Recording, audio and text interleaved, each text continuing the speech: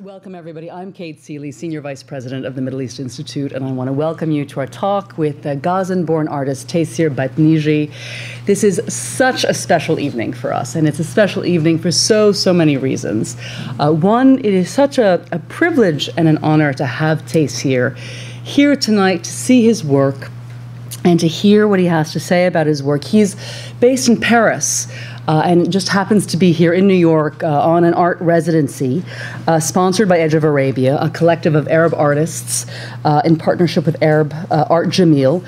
And Taysir very graciously agreed to train down from New York City and to give this talk tonight. So really, Taysir, mamnounek, we're very grateful.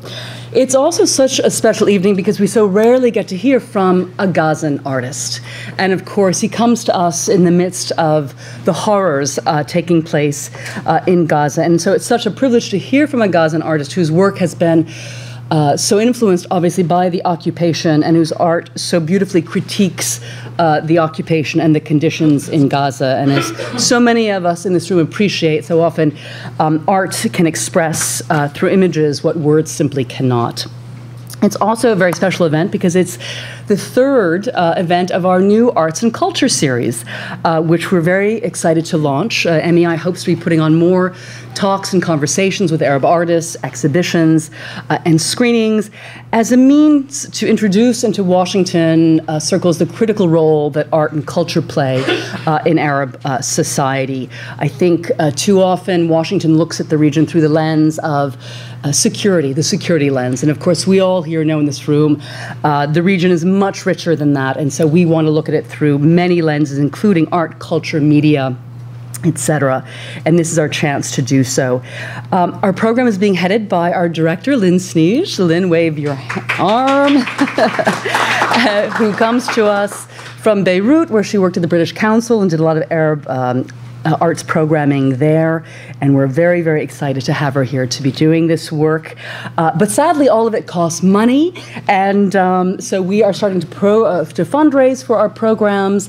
And if anybody wants to contribute to any of our art programs, please come speak to both of us afterwards. We hope to fund an amazing program in the fall called Syria Speaks. It's based on a book published by Saki Press out of London. It's a compilation of artwork and images and poetry and writings by Syrian artists, and it represents a peaceful civil resistance to the horrors in Syria. And so we'd like to bring the artists, we'd like to screen a film, we'd like to have conversations about Syria in this town. I also want to add that tonight's program is being sponsored by the George and Rhonda Salem Family Foundation, who have very generously contributed to MEI over the years. George is originally from Palestine and has been a big supporter of MEI and Arab American projects in Washington. So George, you're not here, but thank you very much for all of your support. Now, just a little bit about Taysir before we start. I see you don't have your handouts, but there's a longer bio on the handouts, so I won't take a lot of time. But Taysir is a multimedia artist who has won many art prizes, including the 2012 Abraj Capital Art Prize, a very interesting prize given in Dubai to top Middle Eastern and South Asian artists. His work is owned by major museums. It can be found in the Centre Pompidou in Paris, the Victoria and Albert Museum in London. He's also been in many art biennales, including the 2009 Venice Biennale and a Sharjah Biennale. And he's had many exhibits. He was born in Gaza and moved to France to study art, and now he divides his time between Paris and Palestine. So Taysir is going to present his slides and talk about his art for about 30 minutes, and then we're going to be joined in a conversation with Dagmar Painter of the Jerusalem Fund. And we're so happy to have just recently met Dagmar. She's an incredible find. She runs the Jerusalem Fund's gallery, and it is the only gallery devoted exclusively to Arab and Arab American art. And she has she launched it and runs it, and it's really a unique treasure in this town. Dagmar has spent decades, over 12 years living in the Middle East, knows it very well, and has written and lectured extensively about Arab art and culture at the Textile Museum and Meridian House. So we have a very exciting program ahead of us, and I'd like to begin by inviting Taysir to the podium. Thank you. Thank you very much. Hello, welcome everybody to be here. Thank you very much. I'm sorry, my English is not good enough, so I'll try to be. First, I would like to thank the Middle East Institute and especially Lean for taking this initiative to invite me here tonight to present my work for you. I would like also to thank Edge of Arabia that. I don't. Yeah, sorry. I would like also to thank Edge of Arabia that allow me this opportunity to come to US for the first time and to benefit of this residency in ISCP. Yeah, as I said, my English is so I write a small introduction about me, about my work, and then I will start to show some projects I did in the last recent years. I was born in Gaza in 1966. I studied first art at Al-Najah University in Nablus in Palestine between 1985-1992. Art education that I had in Palestine, although it was important to begin with, unfortunately it was still very academic, with very little means and sources, and the obstacles due to the situation. I have always looked for alternative forms of expression away from the rigidity of the academic framework, and I always thought that elsewhere things happen differently, that there were other ways. In 1994, I was awarded a fellowship to study art at the Fine Arts School in Bourges, in France, and get my diploma in 1997. Since then, I have been dividing my time or traveling between France and Palestine. During this period, spent between two countries and two cultures, my work has evolved from painting and drawing as main media to a multidisciplinary practice, including, still I continue to do painting, but and drawing in different way. But I started to realize installations, performance, work with photography, video. It's really open to any to different media. Animated by a desire to expand my knowledge in art, to be informed about the current artistic world, and to develop on my own practice, I have always wanted to go to Europe. I have always wanted to go to Europe. My 3 years of study at the Fine Arts School in Bourges were very important in the development of my artistic process. Towards the end of my studies, I felt the necessity to position myself and my work not only in respect of contemporary art scene rich and varied, but also vis-à-vis my experience, history, and the actuality in my country. For whatever may be said, without determining my practice, this reality affects my life and the smallest detail of my daily life. Similarly, the way others looked at my work has been and will always be affected by the fact that I am Palestinian. Although in the recent years, I think also people who are not connected or not have idea or position about the situation, they become really more interested also in the work itself as artwork. But still this idea that when people know that behind the work there's Palestinian artists, it affects somehow their reception of the work. Faced with this situation, I had to make some sort of introspection to what constitutes me as a man, artist, and Palestinian, constantly explore new forms and means of expression, questioning the existing means of representation to escape the boundaries, cliché, pathos, often attributed to Palestinian art and the Palestinian reality. Each one of my works carries somehow its particularity, style, or habit do not have their place. Each project it questions art, my work itself, and also my daily life and my relationship to the world and the actuality. I wish in this regard mention these few words of Edward Said on the vision of Palestinian, on his vision of Palestinian art in his book After the Last Sky. He said, I think essentially unconventional forms of expression and hybrids fragmented will represent us. And now I will, yeah. I prepared, in fact, a lot of works, but I'm not sure that we will present all of them. I will start from works I've done in 2006. This period was, this episode of my life and my work was very important because end of 2005, the Israeli colonies from Gaza have been evacuated, and I was at that time in France, where I studied since 95, 96, and lived until 2005. So at the end of this year, in the summer of 2005, there were the withdrawal of the colonies from Gaza. So I decided to go back because I felt that a new thing is happening. And I felt it's important to be there. And this is, in fact, was I have been always divided by the desire to be in France, but also to be in my homeland.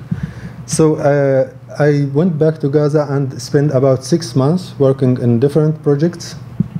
One of the projects, I hope we'll have time to show it now. And after 6 months, I was invited to Amman in Jordan, to the French Cultural Center, to present this work I've done in Gaza. And on the day of the opening, I think all of you know about this story of the Israeli soldier who has been kidnapped on the borders with Gaza. So Gaza has been bombed, the borders has been closed, and I cannot stay in Amman because I had visa for 1 week, and I cannot go back to Gaza because the borders were closed. So the only way was to turn back to Paris and to restart everything from zero. This for me was the first time that I felt really that the movement between France and home, it was really seriously entravé. Yeah. Yes, it was hampered. Yeah. So it was felt by me like a shock. So I started to conceive a series of works, starting by the bunch of keys that I carried with me, le trousseau bunch. Yes. Yeah, the bunch of keys that I was using in Gaza, about 11 keys, that become useless, and they have no, I cannot use them to open anything. So I thought my decision was to make a identical copy of these keys from glass. This what you see here in the image. It's the first prototype in resin, and this have been done in 2007 in Geneva in Switzerland during residency. And only now, this year, we are working in a real copy in glass in Venezia. With my gallery, we managed to find a company in Venice who is able to do a copy of these keys. Are they big? Are they No, the real keys, just identical copy of the keys. It's like something you can use to open the door, but it's impossible to open with another work, this hourglass that I call suspended time. The only thing, the difference between a normal hourglass, it's just presented in the horizontal way. sign of time which is paralyzed, and it's also about time, but it's also about borders and the impossibility for the Palestinians, and this is what I felt, de se projeter dans le temps et dans l'espace, to propose themselves in time and space. Yeah. So the inability of Palestinians to imagine themselves in time and space. Yeah, because in this situation, when you don't have the control of time, you don't have the control of the space. You are out of time and out of space. Or when you lose the control of one, you lose the control of the other, and vice versa.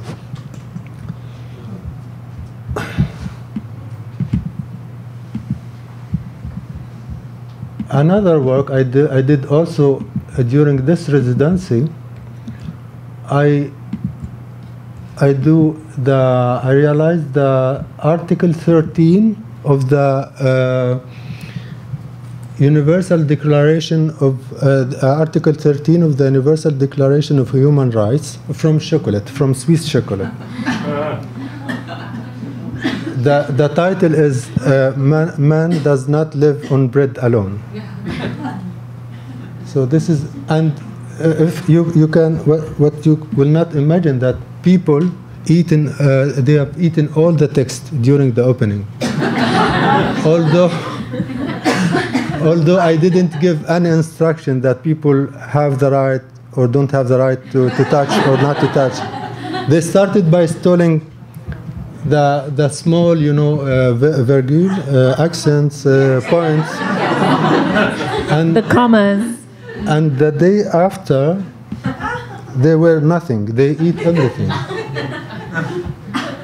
And this is was the opening city in Nancy, Villa Bernasconi. It's near Geneva. It's in the suburb of Geneva.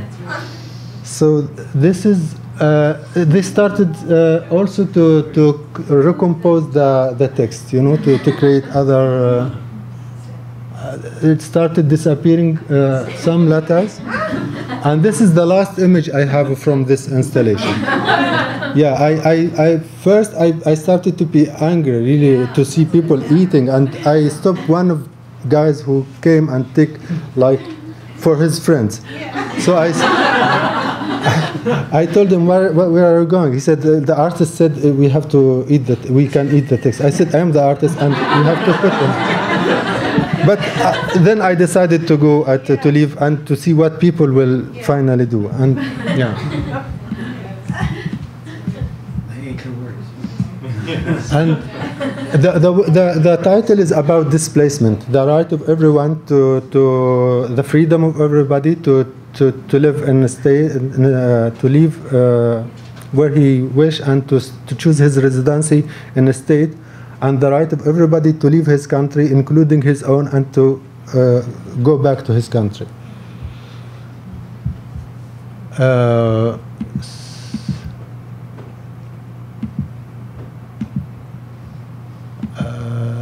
Sorry. In 2012, 2013, I participated to Marseille,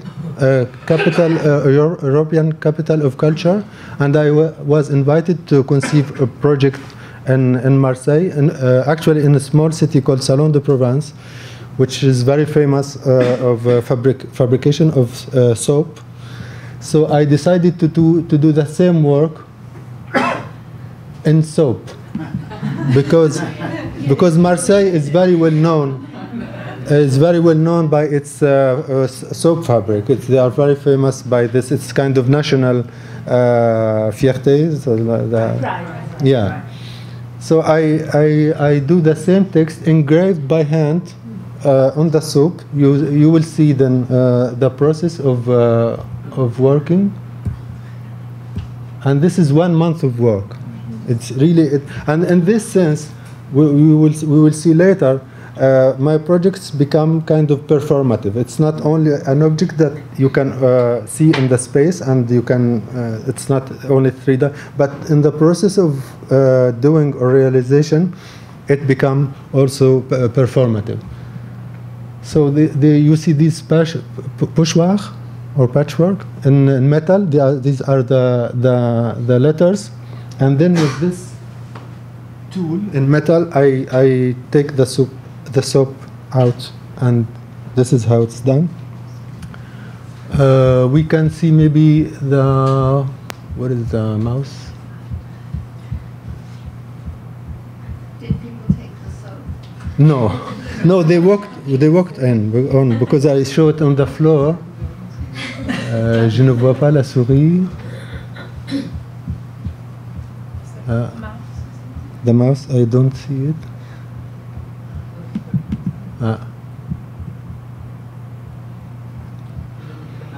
Because I don't have anything of this on the screen, so I'm searching the mouse here. Sorry. Here it is. Sorry. I will show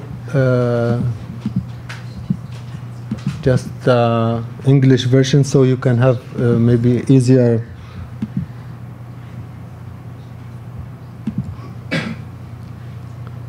Yeah.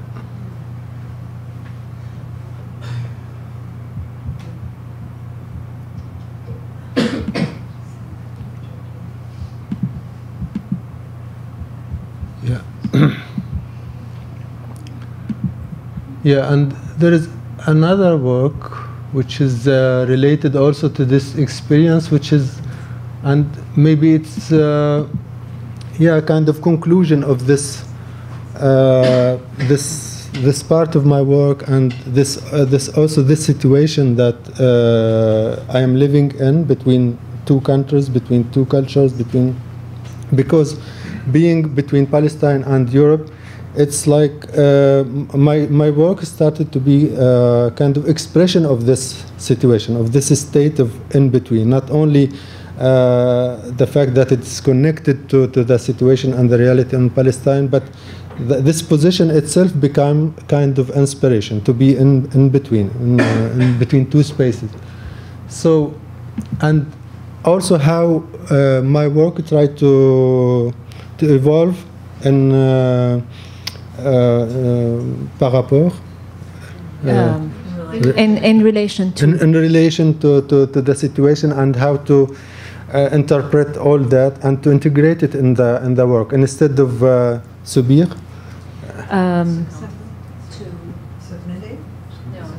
Just to receive what is happening, just to be kind of a victim of what is happening, but to use this, yeah, to be part of the work, to be. So this work has been conceived and presented for the first time in the Venice Biennale in 2009, in the exhibition Palestine CO Venice, Palestine chez Venise. It's like when you write a letter to someone who's living in the house of someone. This was the title of the exhibition. So I presented this piece, which is composed of two elements. The last photo I did of my studio in Gaza that I started to establish in my house in Gaza in 2001, and in which I maybe worked only a few hours, because once the works finished, I had to leave to Germany. I had a residency of 6 months, and then I didn't go back to Gaza. After 6 months, I turned back to France, and then I went back in 2005, as I told before, to stay there. And this was the last, and each year I was going to Gaza from 2001 until 2005, the last time, because after it became difficult to go to Gaza. My studio was in this, I will show, in this situation, cover of dust and really abandoned, etc. So I put this photo, and on the floor it's about 24 meters square meter. 24 mètres carrés. Yeah. Covered of pencil shavings. I am shaving pencils during about 5 days, and the floor is covered, and the way I shave the pencil is like it takes the form of corolle or the flowers. Yeah. Yeah. So in fact, this is the title of the piece, Puppies.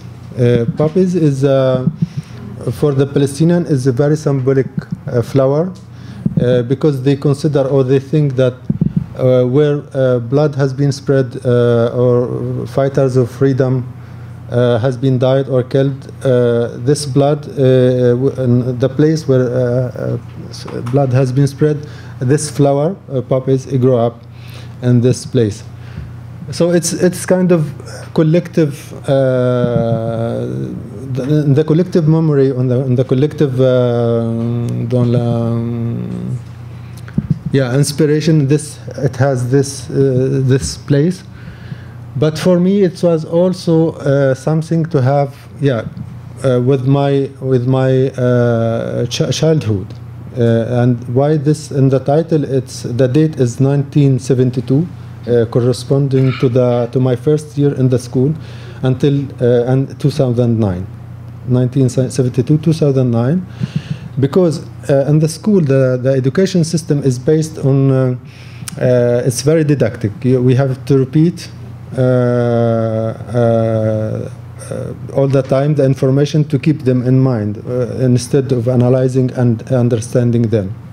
So we spend all the time of holidays copying, writing the books and the school books. For me to escape this duty, which was heavy, I spent my time playing, and just the night before to turn back to school, I have to do my duty. So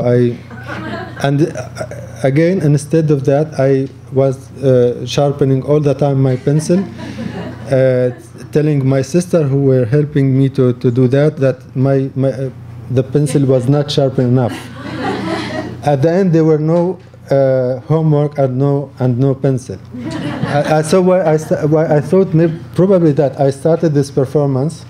It is performance installation in that time, in 1972. And mostly I wanted also to create this parallel between my studio in Gaza, this physical space which exists and in which you can do artwork, but it's not accessible. It's not, and this temporary space, ephemeral space, which is the space of the exhibition. This decalage between two spaces, one possible to make work, but it's not accessible, and another which is possible to do work, but it's ephemeral.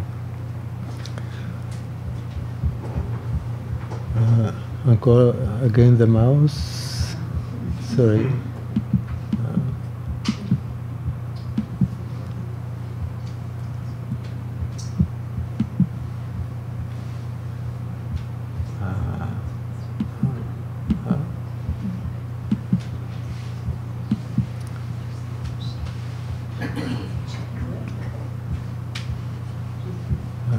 Ça, c'est un problème.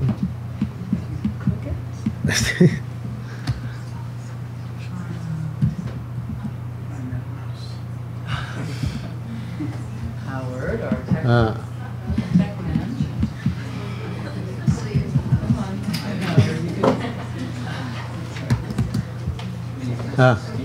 No, this is but the problem that I don't see still don't see the mouse. If I can. It is somewhere, but Hit the escape key. yeah, I did. I did also.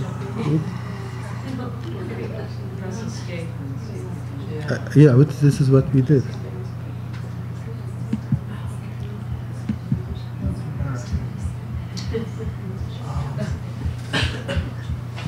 It was just,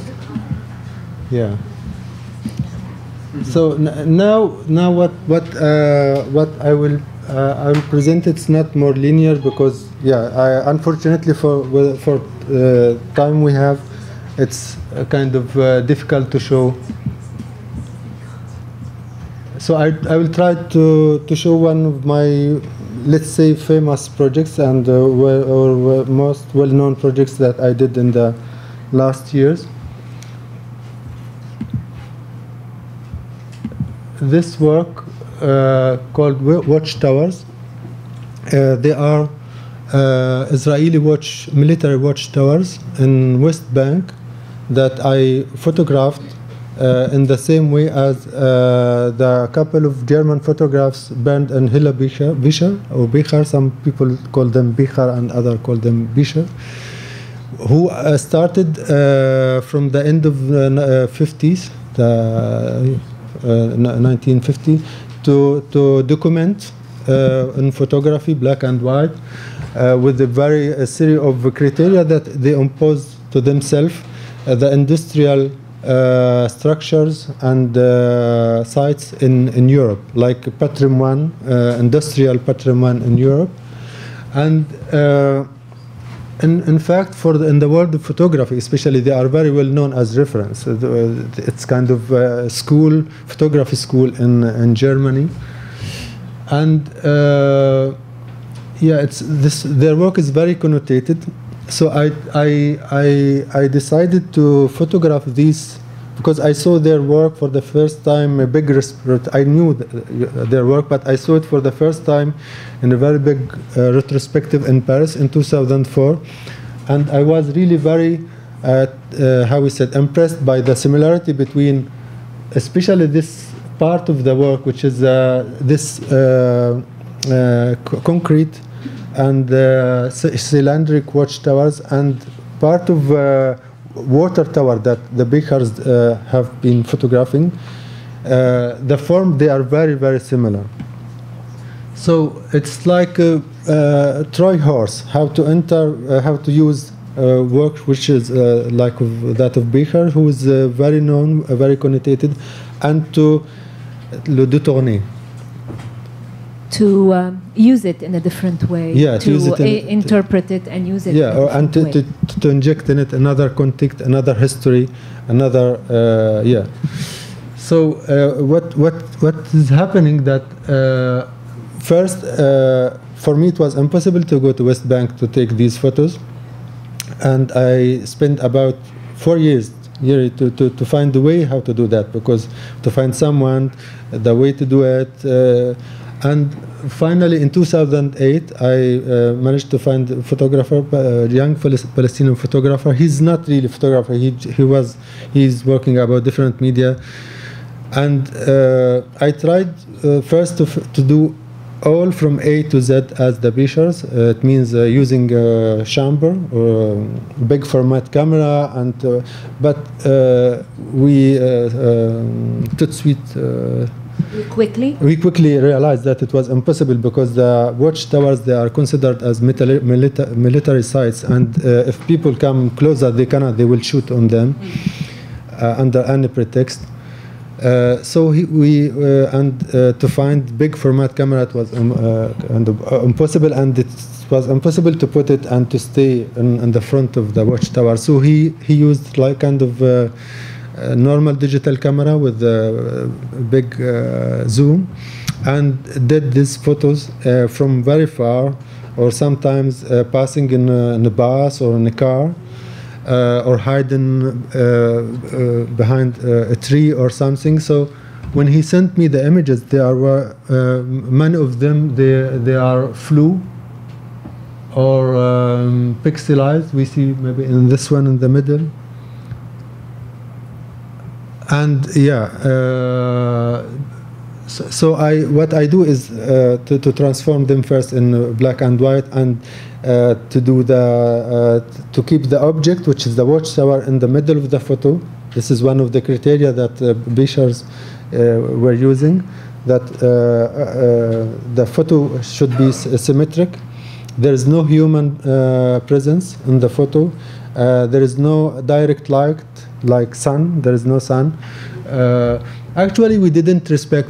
I didn't respect all these criteria, because in some photos there were sun, but we do not really notice. because it was not possible to wait until the time change. If he can go there or pass by and find which tower, he has to take the photo. Otherwise, maybe he will not be able to do it again. So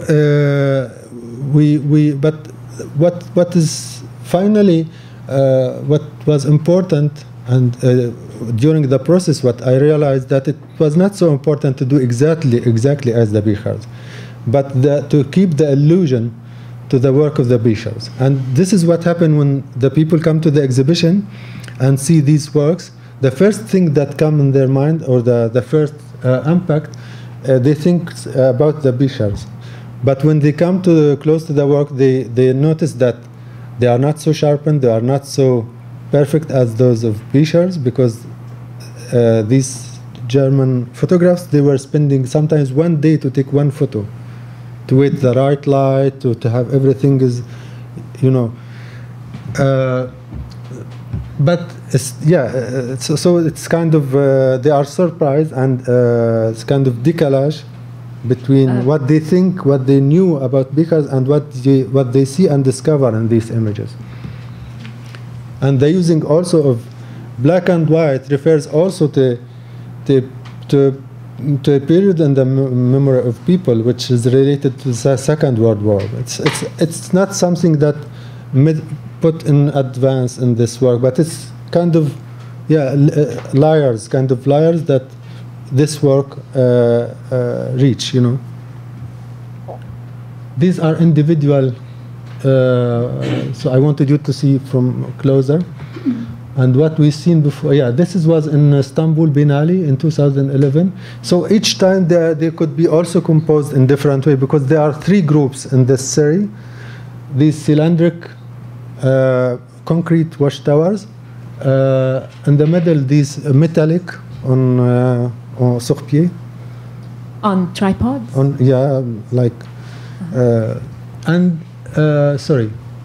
And this, they are between checkpoints, water tour, you know, near the checkpoints, or military installations.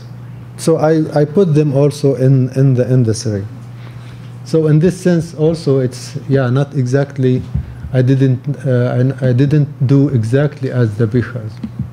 So what was important in this work is also to make connection between this reality, between this context and the art history, and to make connection between my work and works existing already, but also daily life for me is also a source of inspiration, and try also to use forms of representation existing in the daily life, and to put to tell my stories in it. Like in 2008, end of 2008, beginning of 2009, there were the war, worse than what we see today on Gaza, and about 1,300 people has been killed, and thousands of houses has been destroyed. So I wanted really to work on the houses, especially on the houses, because when we destroy houses, when they destroy houses, they destroy the memory of people, and they paralyze their life, because house is the center where everything is, you know. So I wanted to make kind of portraits of these houses, and I longly searched in what form I can show this. Finally, I decided to choose this way, like in real estate agency, and I make the same design. I visited a lot of agencies, and I looked to the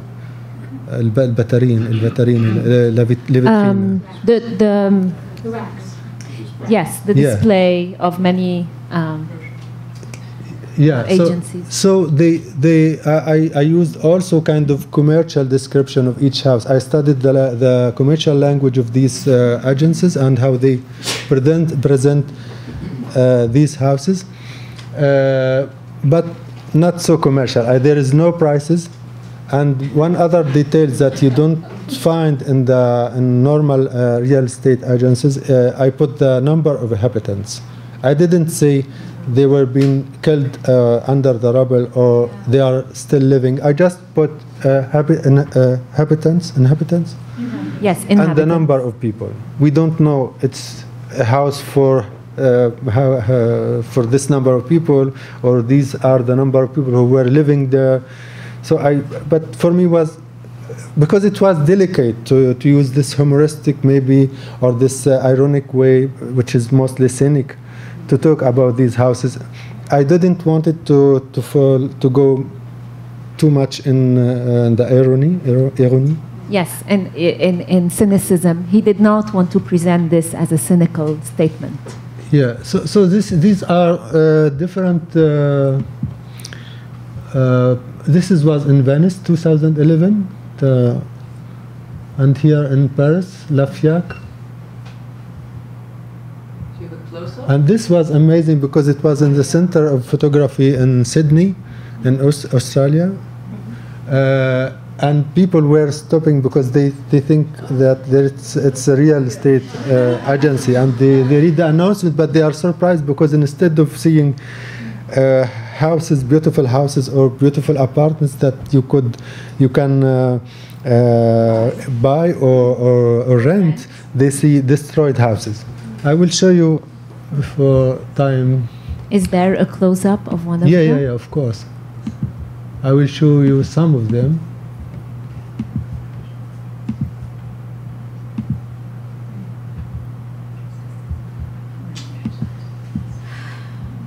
Oh, sorry. You can read?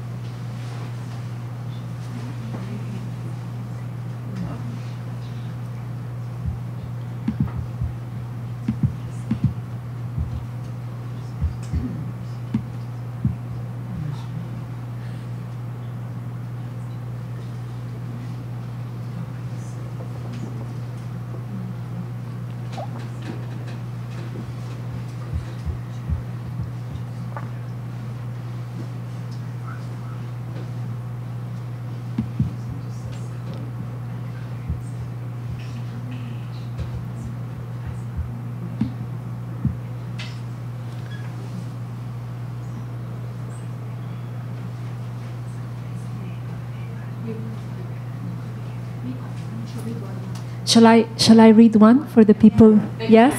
Okay, this says, Isbet Abed Rabbo neighborhood, 100 meters from the main road. Area, 400 square meters. Building on stilts, Mezalla.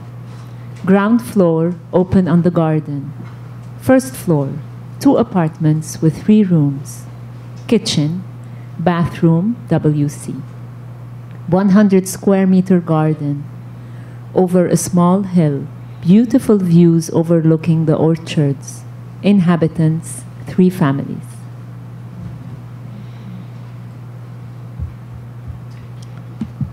Yeah.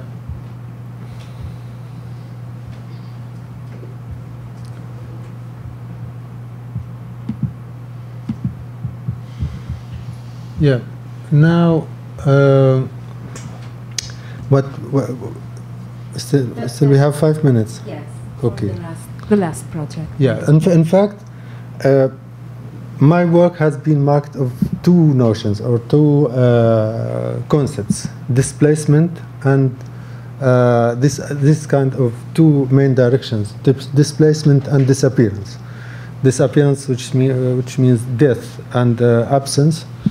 But what was in this second part, what was most interesting for me is the representation of disappearance, or its life, its place in the society, in this context, politically, culturally, the place of representation, the representation of death or the absence, and so often this state between a presence and absence, because this is disappearance. It's not complete disappearance, and presence is not complete presence, which is, I think, the case of Palestinians today, presence and between presence and absence. So at the beginning of the second Intifada in 2001, there were a lot of number of died people killed by the Israelis in the confrontation, in the manifestation, and most of them were really very, very young. The soldiers were shooting deliberately. Deliberately. Yeah. So I started to document these, to collect the portraits of these young men. So there are few women, maybe some are old, different ages, but there were big number of very young men. And I scanned them about, I stopped at 180 because there were people killed every day. We thought it was maybe kind of 2-3 weeks, 1 month, and then it will stop, but it continued until now, unfortunately.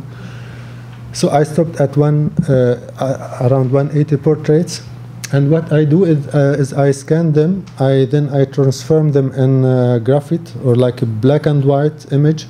Then they are transferred in kind of laser cutter, who cut the light parts of the face of the portrait, and they are transferred on a sticker, brilliant sticker, and they fixed or transferred on matte black paper. So they looks like negative, and where there is no light. But when light come on, or when you move, and when you are from in front of this wall where there were these portraits, you can discover the traces, les traits. The features. The details, yeah, the details of and it becomes again black and white. Actually, this was an exhibition I did in Gaza in that time. Yeah, you look just in the dark, or where light come from, they are illuminated, and this is when there is no light. Just and this is yeah.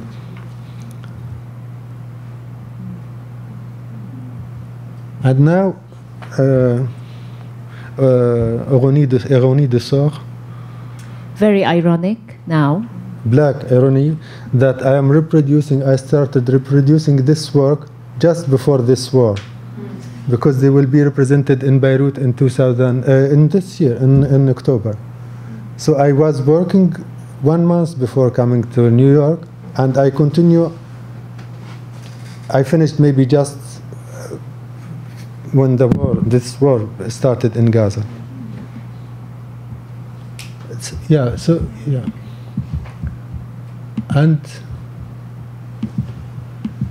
But yeah, as I said, my work about this appearance is not again the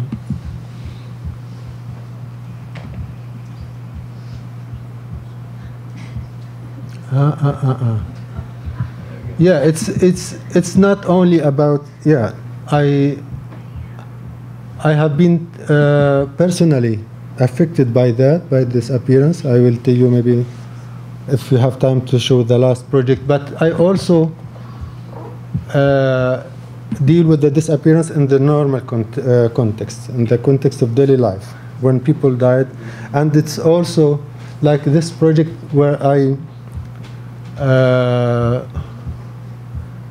documented these portraits. We have this habit, this tradition in the houses, but also in the public spaces, to present the portrait of the father in coffee shops, in pharmacies, butcher, everywhere in the office. Often you have the photo of the father. So I document all these photos and the context around. So it is a kind of photo in the photo.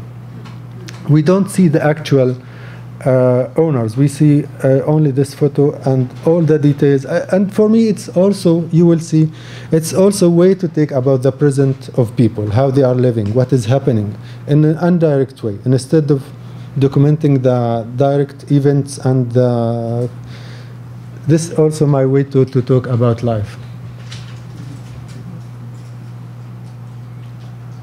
It should be a way to see it in, yeah, but maybe we will lose time. I'm afraid that we will lose time.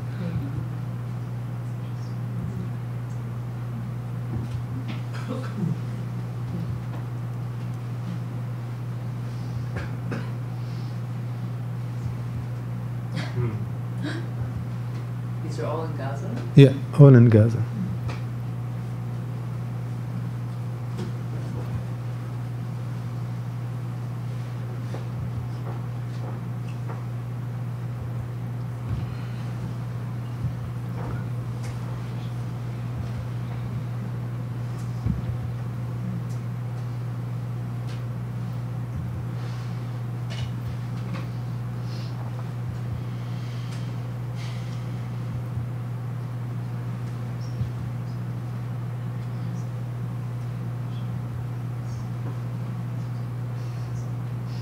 It's also about, you saw maybe in some pictures, the photos of Ahmed Yassin, Arafat, Saddam Hussein.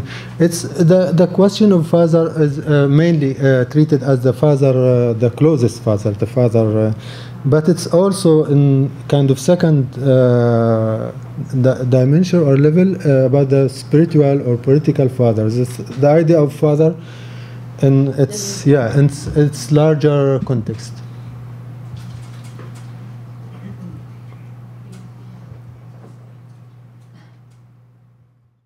What we're going to do now is we're just going to have a little bit of a conversation based on a lot of the things that Taysir already said. And the idea is to stimulate you to join our conversation as we start discussing some of these elements of his work. And so I'm just going to pose a couple of leading questions, as it were, and then I definitely want all of you to participate in this discussion with Taysir about his work.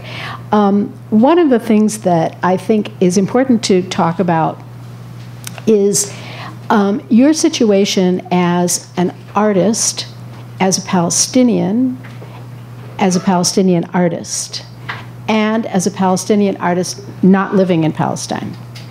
And all of these things very much inform the kind of work that you do. And sometimes I think there's a difficulty in finding the balance between working as in a sense, a pure artist whose work just comes from your inner life, your thoughts, your relationship to the world, and putting that out there in the art that you create. And also being, in a sense, seen by others always as a representative of something bigger than that. And so if you would like to just talk about that very shortly, a little bit about it. Maybe, yeah, what I can say about that when you live in this context, you cannot make completely abstraction about it. You live in it. Even when you are far, you are every day confronted with that. As you see in the works I show, most of them they take kind of the departure point from personal and personal experience. They are not things that I decided to do because I am interested on this. So I don't feel the obligation to do that. So these are things that I lived myself. Unfortunately, we don't have the time to show everything, because there are also some of my works that if you don't know that I am Palestinian, you cannot really make the connection. So what is important is what I would like to say, that I never consider myself as a representative of the Palestinian cause, and I don't want that people consider me as in this way. I am just artist. I am Palestinian, yeah, profoundly Palestinian, but I'm not a political. I am not. And I wish that people try to find other dimensions than political, because there is formal, conceptual, aesthetic dimensions, political dimensions, which is for me very important. But unfortunately, people sometimes they look at, always from this frame. It depends of the position, because people who are pro-Palestinian, the against Palestinian or the not pro-Palestinian, they see sometimes in your work like a propaganda, political work. It's and the pro-Palestinian, they are also expecting other things. They are accepted from your work to be strong, from you to play the victim, which is I don't want in my work. Maybe we are victim. What is happening today? Now, the people are victim, but it's not. I refuse this to keep this state of victim all the time. I want to be as everyone. I share questions and preoccupations that other artists in the world share, and yeah, I try to find. I agree. It's difficult to this equilibrium between what you are living and what you. Between art and reality, but everything is connected, and art is also connected to politics, and we cannot separate things. Exactly. Yeah, I hope. Yes, thank you. One of the other interesting points that you make in your work is that much of your work essentially rephrases the question, reposes a question. You present something that people see on the surface as one thing, and then when they look at it and delve into it, suddenly they realize it's a completely different thing than what they assumed. And so you really are able to sort of break through a lot of people's assumptions. And a lot of that type of work really feeds into your main themes of disappearance and displacement, in that the initial image, whatever it might be, whether it's the house or the photograph of the person, comes and then it disappears, and it is transformed into something completely different. Yeah. And do you think that your changeover from essentially being a painter to more of the photography and film arts and even performance art helps you in that sense of making that distinction between appearance and disappearance? Yeah, of course, because painting and drawing, it's very anterior démarche. You feel something, you have inspiration, and you try to express it on the canvas. You just, and yeah, it's very anterior, and you. Personally, I found it very limiting. Yeah. Restricting. So restricting or limiting. using other media give me much liberty, much freedom to express the complexity of the reality and things I would like to address in my work, right? to evoke in my work. Even if it seems that I am using different media, and everywhere, as I said, is kind of new experience, but when you look to all my work, there you will find always connections. What I'm trying in my work is to place things, or to take them and to replace them in another space, especially those related to the situation in Palestine. To take them from the space where they are treated by media and this image that we try to give, and to put them in human space, universal space, that they could communicate with people, and also in a way that work could communicate and live out of this context. Yes. I hope it's clear as point. Yes, exactly. The third question, and then I'm going to try to bring some questions out here. So just wanted to, but it is really very long research to come to the best way to evoke something or to express something. Even the word expressing something, it's not maybe the the right one, but it's as for the GH0809, this series of the real estate agency. It takes me maybe 1 year to find this form because you cannot tu peux pas exploiter la souffrance. Yes, you can't exploit suffering. Yes. Yes, I don't want to be in the place that someone who is using. I'm not a pompier. Pompier les pompiers qui interviennent quand il y a un feu. Yeah. Rescue. Yeah. For example, the wall of separation. I never did work about the wall of separation. I did about the watchtowers because I found it very interesting. This architecture, the architecture of watchtowers, and this connection. With the work of Bichars and the history, the connection between history, Germany, Palestine, Israel, and through the black and white. So these points, which is interesting me, when things could have sense when I do them, not just to do because it's not a reaction to something. It's right. There is the feeling. Now I feel very angry and very sad about what is happening, but I cannot do anything. I feel even. Doing work is absurd. What art can do in front of this situation? Exactly. In certain ways, this type of work is really a parallel to what is happening in Gaza and in Palestine in general, in the sense that you are, in a sense, taking a situation, quotidian, ordinary situation, and essentially showing it to people from your own point of view, but it's completely displaced from the real place where it actually happens. And so therefore, people are able to see it in the context of just a piece of art that's got a universal meaning. You know, these cities, these towers could be in the context of, you know, the Eastern Europe wars, Serbia, that kind of thing. There is no geographical there's no circonscription. Il n'y a pas d'inscription géographique.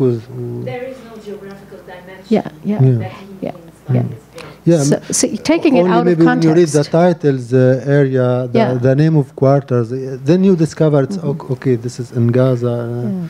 So you keep the idea of changing of taking things out of their original context and then putting them into a new context essentially is a kind of a liberation for the concept of Palestine, because Palestine is also a place that disappears in people's minds. Where is it? What is its existence now? You can't make a label on it. You can't define it.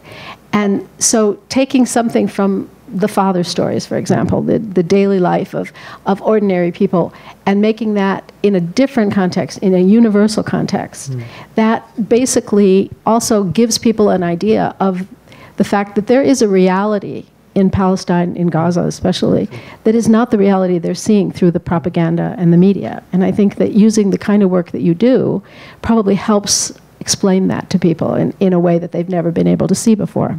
Thank you. I think so. Let's see if we can get some questions also from the audience. One of the things I wondered if anybody thinks about is how, if you don't know anything about this part of the world, if you were a person, I mean, obviously people who come to Middle East Institute have a great interest, but how do you think using the type of work that Taysir does, which is the basically new media, how does that reflect in terms of people coming to the art, just looking at it without any context? Anybody have any ideas on that? Helen? Well, you're preaching in art. Yeah, go ahead. Are there any people who don't know about the Palestinian issue? You know? Oh my goodness, I didn't. No, I don't mean. I just. But how would people see that work? Yeah, I mean, I'm wondering too. I'm echoing you, just to see if there are any people who don't know about the Palestinian issue. We do. You know, I don't know if there's anybody in here. There's somebody down there. No, last night I was actually having a conversation with one of my cousins, and she was asking me about the issue because she doesn't know that much about it. So I'm not sure, for example, how it would resonate with her, but I think something like the the real estate images in small towns across the U.S. would be really interesting, because I think that there are a lot of Americans that don't know that that's the reality on the ground of the situation, and they really see what the media, how the media portrays the situation. So to see that in your small real estate agency window I'm from Vermont, so every small town in Vermont would be very eye-opening, I think, and kind of a really interesting way to access different portions of the population. One of the things that Taysir is here for through Edge of Arabia is something called Culture Runners. And he's going to be going to Houston in September as part of a program where artists meet with other artists and interested parties, in general, curators, people from the community, to basically try and create some kind of a liaison, an exchange, and examine how art and culture can basically foster some more understanding. And it'll start in Houston. They're going to have I think in Texas. In Houston, Texas. It's going to be in the Rothko Chapel. If any of you have ever been to Houston, you know that that's a small chapel that was built on the side of the, just outside the Menil Museum in Houston. And this group will then ultimately be traveling through the southern United States, Mississippi, Alabama, places like that, where this type of art, the context of this type of art may not be very well known. So it's going to be very interesting to precisely do what you were talking about, is show it to someone else. I think there's a universality of what you're doing. So it could almost be any war, any displacement. It takes a particular poignancy with the situation now and with us here. But the symbols, you know, I was enchanted with the pencil thing, and that's in a way it's universal, or the pictures of the pictures of the children and the people and of the fathers. So, and certainly the chocolate, the chocolate thing. So there's a universality. It's symbolic. You're doing symbolic work, and the other level and dimension of the Mideast is there for us tonight. It will be very interesting. I mean, do you get comments from other places where you exhibit in terms of how it resonates with them? How do you have extensive analysis of the work when you present it? How do you present it? In other words, are there explanations about your being from Gaza and so forth? How do you present the work to people? That would be interesking. You mean in the exhibitions? In the exhibitions. Or in presentations? In the like exhibitions, yeah. In fact, my work is presented in many places in the world, mostly in Europe and also in US. I had exhibition in 601 Art Space in New York before just to come. It was between February to March, in France, in Germany, Italy, everywhere. And as I said before, that people will always look to you through this, what they have or what they think about the situation, their position, which could be for or against. But finally, this universal dimension that we are talking about, il prend le dessus, takes over, and people that could have positions or not, or idea about what's happening. They really appreciate the work and reach this dimension, this universal dimension. They try other connections or like other lectures than a political one, which is also important, the political lecture. But they are not how we said harcelés, ils sont pas harcelés. They're not necessarily addressed by that. Yeah, by kind of demonstration about suffering, about something, etc. There's a reflection, there's an idea on the work. Yeah, it's the reaction, they are various from place to another, but I think in the last years there is a lot of awareness, and there is more of understanding of my production, and I think also my generation in Palestine. There are people, they are willing to know more and to discover more, because they started also to change idea about what is happening. No, no. No, because it's. We cannot go. I cannot go to West Bank. You know, I cannot go to Nablus or Ramallah since '92. The last time I was in Jerusalem was '92. And you cannot go to the and officially and normally now we are in boycotting Israel. We cannot do exhibitions with them while they are killing us. So it doesn't have meaning, you know, and it doesn't reflect the reality that we are not in the same position. Yeah, there's no parity. Unfortunately, the media and the politics and the high sphere trying to tell you today, but it's an equal situation. So we cannot. Maybe in the future, when Palestine become a state like Israel, or one state, maybe for two people, and all this suffering finished, maybe it will have sense. But I will never make an exhibition with an Israeli artist because he's Israeli and I am Palestinian. I will do maybe or not exhibition because maybe something is interesting in what he is doing and has connection with what I am doing. But I refuse this vision of putting people together because it's good. Yeah, it's like using art for politics. Although I am treating politics in my work, but I don't feel that art could help politics in this sense. Maybe, yeah. Sorry, I don't know how to explain. Yeah, that actually leads into my last question, which is something that you mentioned before, which is that it's also very important for you to be of the contemporary art world, to practice in the type of art that is now the kind of art that younger artists, contemporary artists, are looking to.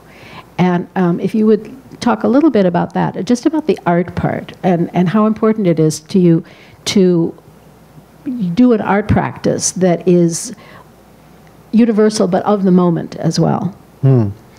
I think it's important that we are living in this world. I think as artists, it's important to be d'être en phase. Yeah, with what is happening, and it's also a desire to be participant, and not just a spectator, and someone who's just waiting what is happening somewhere and to do the same thing. I would like to be, and I want to be involved in this questionnement.